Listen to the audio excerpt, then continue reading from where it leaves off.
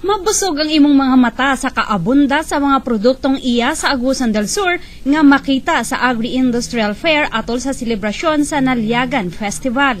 Nagkalain-laing prutas, gulay ug dunasab lami ang hawan nga bulad.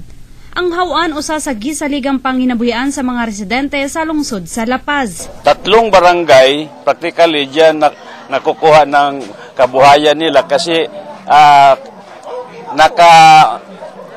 nakaposisyon itong 3 barangay sa Agusan Mars area. Aktibo usab nga ni suporta ang matag lungsod sa Agusan del Sur sa maong Agri-Fair. Gibida sa mayor nga dakong tabang sa panginabuhian sa mga taga Beruela ang rubber tree. Out of is rubber mo na nga rubber yun ang inyong makita. Kay akong gituuhan nga kung ang matag pamilya sa Beruela mo tano mo rubber, bisan isa nga tutulo lang ka hektarya, matag pamilya, after 7 years, ako makasiguro nga makapa-school lang yun sa iyang anak.